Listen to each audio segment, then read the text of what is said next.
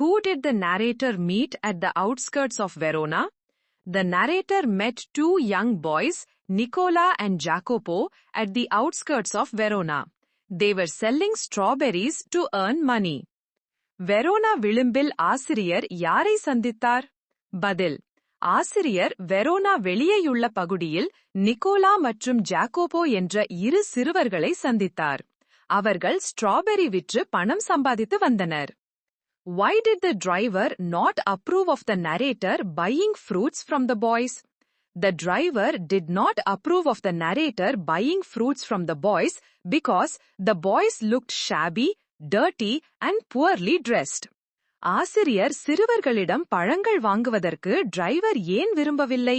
பதில்: ஆசிரியர் சிறுவர்களிடம் பழங்கள் வாங்குவதற்கு டிரைவர் விரும்பவில்லை, ஏனெனில் அந்த சிறுவர்கள் அழுக்காகவும் கிழிந்த உடைகளுடன் இருந்தனர். The boys Nicola and Jacopo did not spend much on food and clothes. Why? The boys Nicola and Jacopo did not spend much on food and clothes because they were saving every bit of money they earned to pay for their sister Lucia's treatment at a hospital. Nicola மற்றும் Jacopo என்ற சிறுவர்கள் உணவுக்கும் உடைக்கும் அதிகமாக செலவழிக்கவில்லை, ஏனெனில் அவர்கள் சம்பாதித்த ஒவ்வொரு காசையும் தங்கள் சகோதரி லூசியாவின் மருத்துவ சிகிச்சைக்காக சேமித்து வைத்திருந்தனர். Why did the narrator avoid going to Lucia's room? The narrator avoided going to Lucia's room because he did not want to intrude on the personal and emotional moment between the boys and their sister. ஆசிரியர் லூசியாவின் அறைக்குள் செல்லாமல் இருந்தார், ஏனெனில் அந்த சிறுவர்களுக்கும் அவர்களின் சகோதரிக்கும் இடையிலான தனிப்பட்ட மற்றும் உணர்ச்சி மிகுந்த தருணத்தில் தலையிட அவர் விரும்பவில்லை. What were the various jobs undertaken by the two little boys? The two little boys, Nicola and Jacopo, undertook various small jobs to earn money. Selling newspapers, polishing shoes, selling fruits and flowers, running errands, guiding tourists around Verona. Nicola மற்றும் Jacopo பல வேலைகளை செய்து பணம் சம்பாதித்தார்கள்.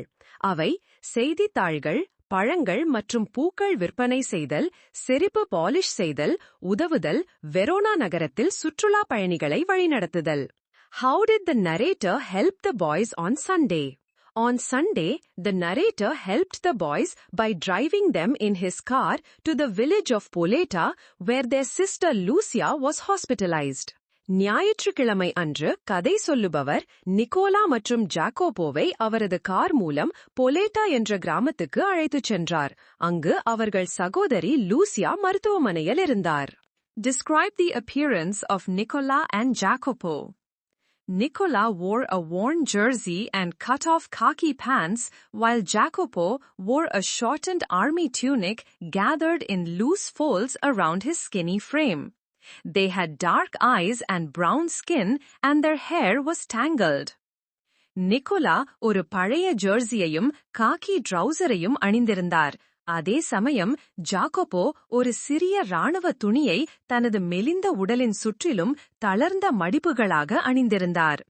அவர்களுக்கு கருமையான கண்கள், பழுப்பு நிற சருமம், தலைமுடி சிக்கலாக இருந்தது. What was Lucia suffering from?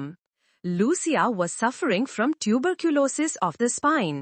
Lucia முதுகெலும்பு காசநோயால் பாதிக்கப்பட்டிருந்தார்.